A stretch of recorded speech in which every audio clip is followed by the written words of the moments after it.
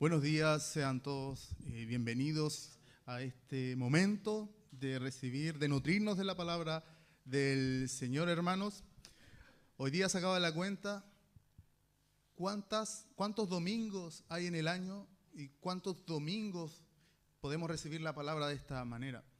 ¿Ustedes saben cuántos domingos tenemos al año? 52 aproximadamente, dependiendo de entre año y año. O sea, si nosotros no nos alimentamos el resto de los sobre 300 días al año, son solamente 52 días de los 365 que estamos recibiendo la palabra del Señor. Esto lo digo para que consideremos que el Señor necesita más de nosotros, más que un domingo a la semana, de poder nutrirnos con la palabra. Pero también es bueno que estén acá, que podamos todos compartir la palabra del Señor, de animarnos, de alentarnos, porque es bueno, porque el Señor quiere que estemos reunidos. He preparado el siguiente mensaje y lo he titulado, si lo pueden, ya está proyectado, La doble eficacia del gran milagro. Si ustedes pueden observar en la primera diapositiva, hay una figura. Algunos de ustedes ya podrán asociarlo con algún evento profético. ¿Reconocen algo de ahí? El valle de los huesos secos. La Biblia puede ser muy hermosa y poder entregarnos relatos bastante tiernos, pero también puede ser muy escalofriante, muy cruda. Pensaba, yo hubiera sido capaz de ver al Señor crucificado en esa cruz, sangrando, herido, maltratado. ¿Podría haber sido yo capaz de ver esa imagen? ¿Hubiera sido usted capaz de ver eso? La Biblia nos entrega relatos muy crudos. Y bueno, la imagen es bastante explícita en mostrar unos huesos y a Ezequiel. Y Ezequiel decía en el capítulo 37, verso 3, y me dijo, refiriéndose a Dios, hijo de hombre, ¿vivirán estos huesos? Y dije, Señor Jehová, tú lo sabes. Esta es una palabra bastante profética, porque nos habla de cómo el Señor utiliza su poder para dar vida, para renovar a aquellos que creemos que está muerto. Gracias al hermano Jan, ya nos citaba un verso de Juan, el capítulo 5, 25, donde nos habla cómo el Señor vivifica, cómo el Señor renueva aquello que estaba muerto.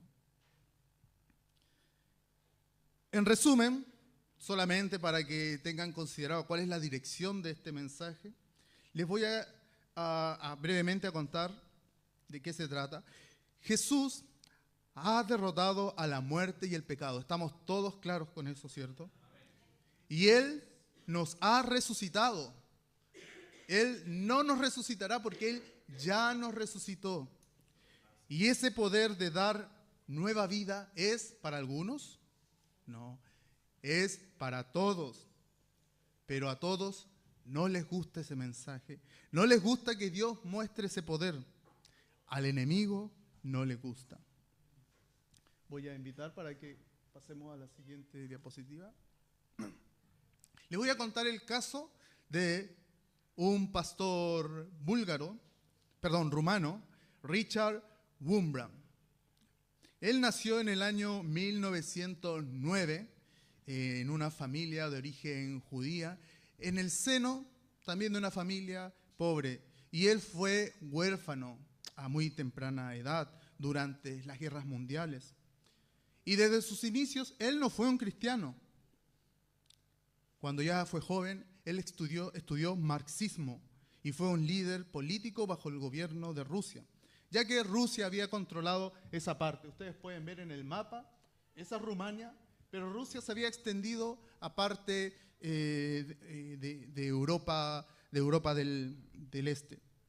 Entonces, Rumania estaba bajo el control de Rusia. Y este hombre vivía amargamente, pues muchos hombres y los ideales de estos eran contrarias a su visión política y de vida. Les llenaban de rencor. hasta que un día llegó el milagro, su resurrección y la práctica de una vida para Cristo. Él mismo cuenta que un carpintero alemán muy humilde, sin estudios, oraba a Dios pidiéndole solo una recompensa. Un humilde carpintero oraba a Dios pidiéndole solo una recompensa. Y era no morir antes sin haber traído a Cristo a un judío. Richard Wurmbrand, el hombre amargado e idólatra de la ideología comunista, era ese judío. Se conocieron en un pueblito y el carpintero le llenó de muchas atenciones. El mismo Richard dice, como nunca una muchacha se vio atendida. ¿Cuán grande debe haber sido el servicio que realizó este carpintero para llegar al corazón de Richard? Y le regaló una Biblia, como cualquiera de nosotros lo haría. Y cuando Richard empezaba a leer la Biblia, ¿saben qué? Lloraba a mares. Se estremecía porque comparaba su vida con la de Cristo, sus impurezas con la pureza de Jesús. Tiempo después se convirtió en un pastor y predicador luterano que empezó a predicarles de Cristo a muchos soldados del Ejército Rojo, entre los que muchos caían rendidos en batalla, pero en la batalla que el Señor les había puesto en el camino, que era rendirse ante Él, caían ante la palabra de la cruz. Pero por esto, en un régimen totalitario, fue acallado, fue encarcelado y torturado. Incluso participó de una iglesia que ellos denominaron la iglesia subterránea. Ya la asociarán por qué. E incluso fue traicionado por otros líderes cristianos que por miedo aceptaban las injusticias del régimen gobernante. Pero así, el gran milagro que el Señor hizo en él le llevó a ser el testimonio vivo del poder de Dios, pero que fue sin duda una amenaza para los gobernantes de su época. No obstante, la luz de la resurrección a través de él brilló para mucha gente en medio de la desesperanza en Rumania.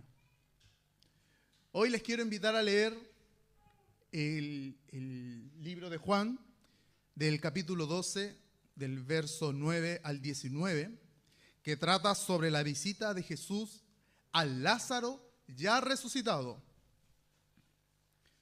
Y mientras ustedes buscan, voy a contextualizar un poco este relato.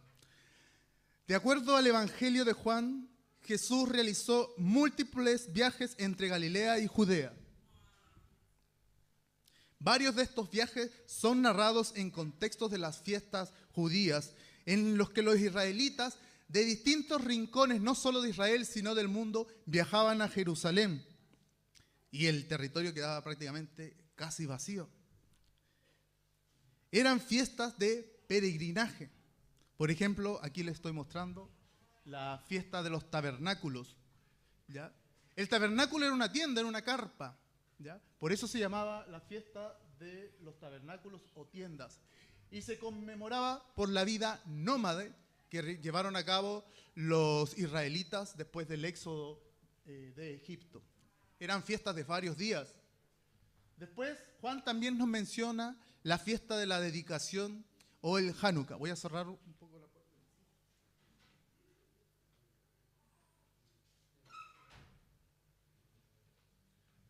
Y esta fiesta conmemoraba la reedificación del segundo templo, aquel templo que había sido profanado por los griegos, un movimiento llamado Macabeos, unos siglos antes del nacimiento de Jesús, lograron volver a utilizar el templo para sus prácticas religiosas. También duraba varios días.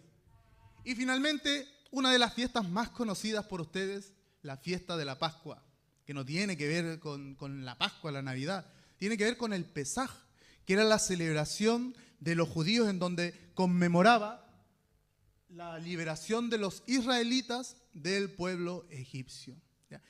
Dos de estas celebraciones están escritas en el libro de Levítico, en las leyes que le dio Moisés al pueblo de Dios. Y de hecho, el Evangelio de Juan menciona que durante el ministerio de Jesús transcurrieron 3 Pascuas judías. Ese es uno de los antecedentes que nos sirve para contar los años del ministerio de Jesús, que fueron 3. ¿Ya? Y esta fue la última Pascua que menciona Juan, en donde transcurren los hechos que vamos a leer. Jesús no hace mucho había realizado uno de sus más grandes milagros, y era una demostración inequívoca de que él había recibido gran poder del Padre, y por lo tanto, él era el mismo Dios. Hasta el capítulo 12, Juan menciona una serie de milagros de la demostración del poder de Dios en Jesús. Ahí están varios de estos milagros, casi completos.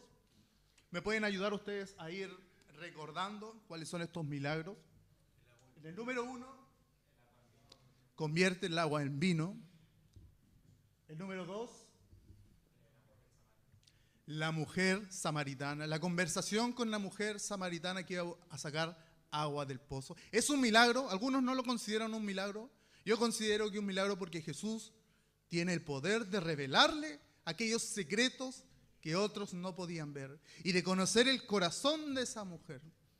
Yo sin duda considero que eso es un milagro. El tercero,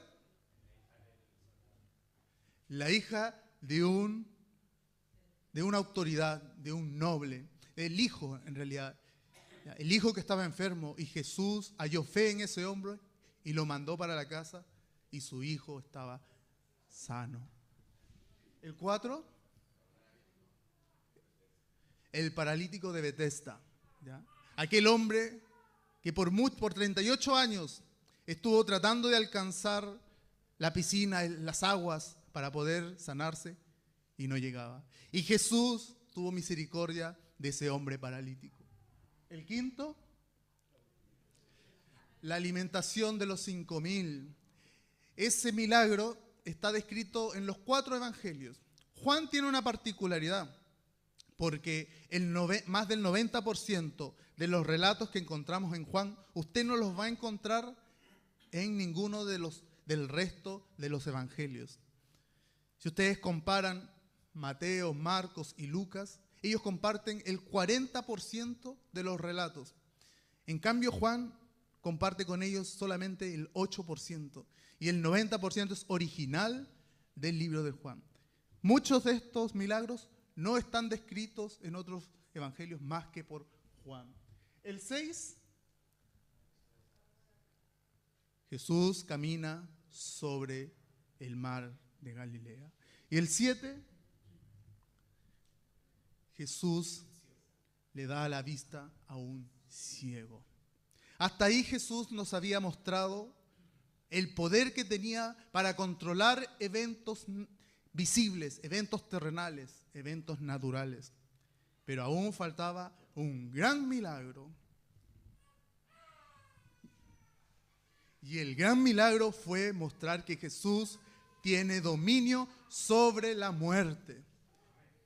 Ese era un antecedente para lo que Jesús iba a testificar en su propia vida, que Él tiene dominio sobre la muerte. Y no cualquiera puede decir que puede traspasar las barreras físicas, pero Jesús lo hizo. Muchos intentan por distintas teorías físicas tratar de explicar muchos de estos fenómenos, de estos milagros, ¿cierto?, a través de fenómenos físicos. Pero el que no puede ser explicado es cómo Él levanta a un hombre muerto a la vida. Ese es el mayor milagro que Jesús nos demostró.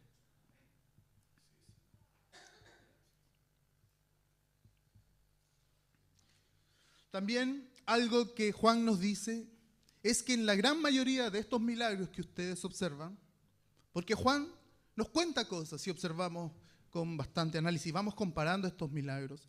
Él nos cuenta que no solo el benefactor directo del milagro era el que creía en él, sino también los que le atestiguaban,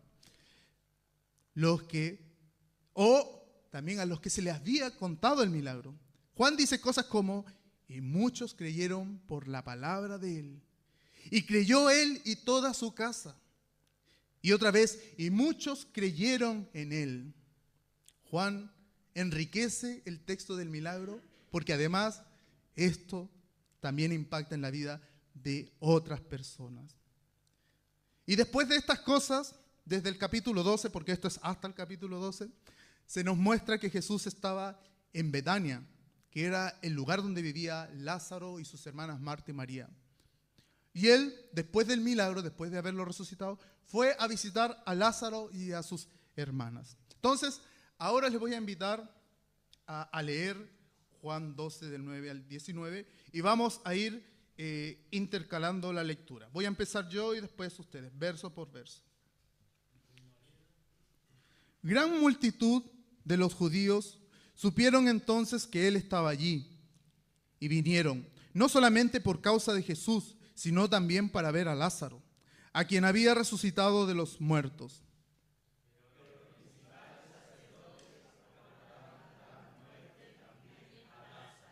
Porque a causa de él, muchos de los judíos se apartaban y creían en Jesús.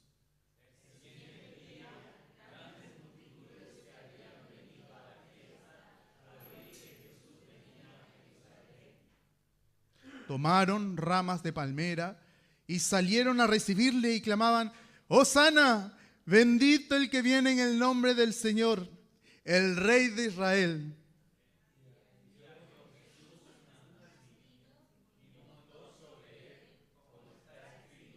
No temas, hija de Sión, he aquí tu rey viene, montado sobre un pollino de asna.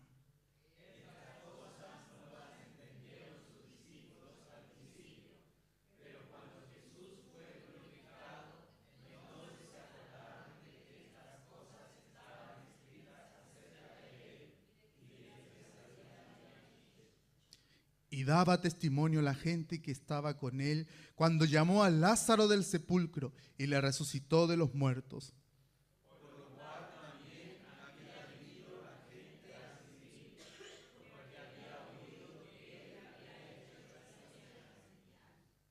Y todos juntos, pero los fariseos dijeron entre sí: ya veis que no conseguís nada, mirad, el mundo va detrás de él. Casi profética esta última parte. En el pasaje que hemos leído se nos dice que muchos judíos, al enterarse de que Jesús y Lázaro estaban juntos, fueron a investigar, fueron a chismosear. Querían saber qué estaba pasando en esa casa. Querían saber si era verdad lo que había pasado. Pero también querían detener la obra de Dios. Ellos se rehusaban a creer que Jesús era el Cristo. Recordemos que los judíos esperaban a un Mesías, a un rey que ellos decían no sabían de dónde iba a venir. El mismo Juan nos dice en el capítulo 7, pero sabemos de dónde viene este, mas cuando venga el Mesías, el Cristo, nadie sabrá de dónde viene. O en el capítulo 6, ¿no es este el hijo de José? Decían los fariseos, los judíos. ¿No es este el hijo de José, cuyo padre y madre conocemos? ¿Cómo pues dice este que ha venido del cielo, de Galilea, ha de venir el Cristo? Durante todo el relato del Evangelio de Juan, el Señor les dice que Él ha sido enviado por Dios, que Él es uno con el Padre. Pero ¿saben qué? Ustedes vieron cuántos milagros les mostré, 8, y ellos presenciaban estos hechos, pero aún así ellos se mantenían incrédulos y querían serlo, pero otros muchos sí creían. Y en el verso 10 del texto que acabamos de leer se nos dice que los sacerdotes, aquellos que decían hacer la voluntad de Dios, habían acordado matar a Lázaro. Y el texto mismo nos dice la razón. ¿Por qué? En el verso 11, porque a causa de él muchos de los judíos se apartaban y creían en Jesús. Entonces, el título decía la doble eficacia del gran milagro. ¿Podemos poner la siguiente? La primera eficacia del gran milagro, del dominio de Dios sobre la muerte, es que ustedes, mis hermanos, y todos nosotros somos la mismísima obra milagrosa del Señor, porque Él nos resucitó de la muerte. Él nos dio una vida abundante. Yo he buscado el significado de la palabra milagro en el diccionario, pero antes le pregunto a ustedes, ¿qué es para ustedes un milagro? ¿Qué es para ustedes un milagro? ¿Alguien se atreve? ¿Pepa? Algo sobrenatural. ¿Ya? Algo que el hombre no puede realizar. Rompe las leyes de la naturaleza. ¿Por allá, hermana Lucía? Algo no creíble. Dice la RAE que un milagro es, y ustedes tuvieron mucha razón, un hecho no explicable por las leyes naturales y que se atribuye a intervención sobrenatural de un origen divino. Entonces ahora yo les pregunto, ¿acaso no ha sido una intervención divina la que ha cambiado la dirección de nuestras vidas? ¿Acaso fue la sanación física el objetivo final de los milagros del Señor? El verdadero milagro fue que hombres y mujeres como sus discípulos, como la samaritana, como el ciego, el Lázaro, como el paralítico, cambiaron la dirección de sus vidas.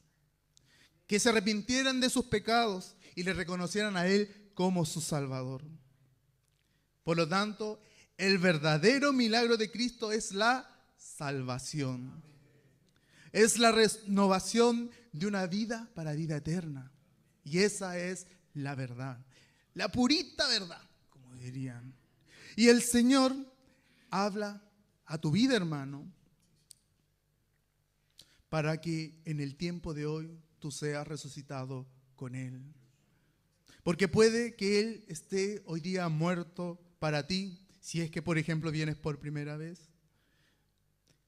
Pero Él vive y quiere resucitarte y sacarte del dolor, de la ansiedad, de la desesperanza, de las ganas de no vivir, del sepulcro. El Señor mismo nos dice en Juan capítulo 6, verso 39, y esta es la voluntad del Padre, que todo aquel que ve al Hijo y cree en Él, tenga vida eterna, y yo le resucitaré en el tiempo postrero. Y a causa de ustedes y de este milagro que el Señor hace en nuestras vidas, muchos más hoy en día creen, pero también creerán. Y esa es la segunda eficacia del gran milagro de la resurrección en nuestras vidas. Que muchos creerán en lo que ven y en lo que escuchan sobre lo que el Señor hace en nosotros. A causa del testimonio de Lázaro, de salir de la muerte a la vida, muchos creyeron en Jesús. Lo leímos, ¿cierto? Pero creyeron en Jesús no solo como su Mesías, sino como su Salvador. En Jesús, Juan nos da bastante epítetos de cómo llamaban los judíos a Jesús. Y muchos encontraban en Jesús al Maestro, al Rabí, al Cordero de Dios, al Buen Pastor y al Hijo de Dios. Además nos dice el Evangelio de Juan en el verso 12, en la ya conocida entrada triunfal a Jerusalén, que es descrita además por otros dos evangelios, que al día siguiente de la reunión con Lázaro, las multitudes fueron con gozo a recibirle y a adorar a Jesús, diciendo ¿qué cosa? Hosana, bendito sea el que viene en el nombre del Señor, el Rey de Israel. Pero no eran personas que desconocían el poder de Jesús. Ellos sabían lo que Él había hecho. Es más, Dice en el verso 17, y daba testimonio a la gente que estaba con él cuando llamó a Lázaro del sepulcro y le resucitó de los muertos, por lo cual también había venido gente a recibirle. El poder del Señor tuvo un efecto milagroso en el cuerpo físico de muchas personas, pero el mayor milagro fue cambiar la vida de muchos otros, que sin haber sido necesariamente sanados físicamente por el Señor, por algún mal físico, ellos fueron sanados en su espíritu. Pero nuevamente, esto no les gustaba a algunos. Y a pesar de su incredulidad, reconocían que Jesús sí lograba que el mundo le siguiera. Dice el verso 19, pero los fariseos dijeron entre sí, ya veis que no conseguís nada. Mirad, el mundo se va tras de él. Palabras proféticas.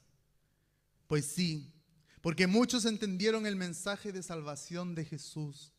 Abrieron su corazón a él y fueron detrás de él. El enemigo y las distracciones de este mundo no quieren que vayamos detrás de Jesús. Quieren silenciar, quieren acallar el mensaje de salvación del Señor. Pues así como planearon matar a Lázaro y a Jesús, y también silenciar al pastor Richard Wurmbrand, de quien les hablé al principio, así el enemigo quiere matar a Jesús hoy de nuestras vidas. Porque el enemigo sabe que Cristo no puede ser muerto, pues Él venció la muerte. Lo que sí puede hacer es hacernos creer que Él está muerto, que Él no vive para nosotros. Quiere acallar a Jesús. Quiere que usted y yo no le escuchemos. Pone muchos obstáculos en nuestra vida para que olvidemos el gran milagro de resurrección que hizo en nosotros y que es capaz de hacer en la humanidad. ¿Saben qué? Yo pensaba, ¿cuándo Jesús es silenciado en nuestras vidas? No solo en aquellos que no le conocen, sino en nuestro caminar con el Señor. Y aquí anoté 3 puntos. Cuando en nuestro diario vivir, nuestras actividades ahogan nuestra comunión con Él. Y sabemos que hay un Jesús, sabemos, pero no lo vivificamos. Cuando nuestro trabajo y labores diarias acallan nuestra conversación con Él y no lo vivificamos. Cuando nuestros sueños terrenales son más importantes que tomar las ramas y decirle, Hosana, bendito el que viene en el nombre del Señor, pero no lo vivificamos. Pero la buena noticia es que el Señor, el buen pastor, conoce a sus ovejas y su gran compasión nos hace volver a Él cada día, cada jornada. Él perdona nuestros pecados y quiere que volvamos a Él y que vayamos tras de Él, que le hablemos, que le alabemos, que le leamos. Dice en Efesios, y aquí ya me estoy saliendo del libro de Juan porque estoy enamorado del libro de Juan. Me voy a Efesios capítulo 2, verso 4, y dice, pero Dios es tan misericordioso y nos amó con un amor tan grande que nos dio vida juntamente con Cristo cuando todavía estábamos muertos a causa de nuestros pecados. Por la bondad de Dios han recibido ustedes la salvación. Y qué bueno que estemos todos acá, hermanos, porque así nos animamos juntamente a seguir tras de Jesús. Nos saludamos, nos abrazamos. Qué fome sería si no lo hiciéramos, porque sería como si Jesús no viviera en nosotros. Pero Él vive en nosotros y Él quiere vivir en ti. Y como iglesia y como un grupo de personas diferentes, nos alentamos a reconocer el milagro que Él ha hecho en nuestras vidas. Ustedes saben, próximamente tendremos bautismos, ya el pastor. Creo que la próxima semana, bueno, no voy a spoilear ya. Y sin duda, los hemos tenido aquí adelante. Hoy tuve la oportunidad de poder estar justo en este momento acá y escuchar sus testimonios de cómo Jesús les ha levantado de la muerte a vida. He escuchado el testimonio de la hermana Nevay, de cómo el Señor le ha levantado de la muerte, del dolor, a la vida. Y esto es aliento para todos nosotros y para los que están por venir. Porque a partir de ese gran milagro, que es tener a Jesús en nuestras vidas, podemos ser útiles para el ministerio y para aquellos que aún no conocen al Señor, pero que sin duda llegarán, porque ya el Señor está obrando en sus vidas. Así como el pastor Wurmbrand no cesó de tener comunión con el Señor, y así también siguió incansablemente hablando del amor de Dios a los hombres, poniendo en riesgo la integridad de su vida física, porque él sabía que él ya había resucitado, juntamente con Cristo para vida eterna. ¿Qué importaba la vida física? Si lo que importaba era poder rescatar a muchos hombres de la muerte. El mismo Wurmbrand en el libro, no se los mencioné, pero él escribió un libro y toda esta información que yo les estoy contando, él la relata en su libro. Él nos cuenta que muchas veces se acercaba a un soldado del Ejército Rojo y apenas sin pronunciar con unas pocas palabras, ellos caían rendidos llorando, teniendo hambre del Señor, porque veían injusticia en su tierra y veían que eso no estaba bien. Y veían que Dios les traía un mensaje de bondad, de salvación, de restitución de su dignidad. Pero eso no lo hacía Wurmbrand, eso lo hacía el Espíritu Santo. ¿Cómo pues entonces hablaremos de Él si no le conocemos? Busquémosle y recordemos la resurrección que ha hecho en nosotros, que ya no estamos más muertos, sino que vivimos y vivimos para amarle a Él. Amados hermanos, quiero cerrar este sermón pidiéndoles que nos demos cuenta de lo maravilloso que ha sido Jesús con nosotros. ¿O no? ¿Ha sido Jesús maravilloso con nosotros? Entonces no cesemos de serle útiles en su obra, recordando cómo Él nos levantó del sepulcro para vida eterna. Y también lo quiere hacer contigo si no le conoces bien. Él llama a tu puerta para que ahora puedas salir a andar en un camino de vida, para que dejes atrás los caminos que han entorpecido tu propia paz y la de tu familia, y así vivas en el gozo de tu Señor. Quiero que nos quedemos con este versículo final. Ese era el libro que les contaba, se llama Torturados por Amor a Cristo. Está muy interesante, así que si pueden conseguírselo. El hermano Jan, por el...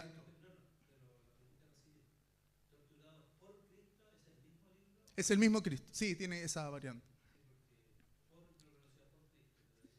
Sí, los vi con ambos títulos, sí, es el mismo. Entonces les quiero dejar con este versículo que ya el hermano Jan hacía preámbulo de este mensaje.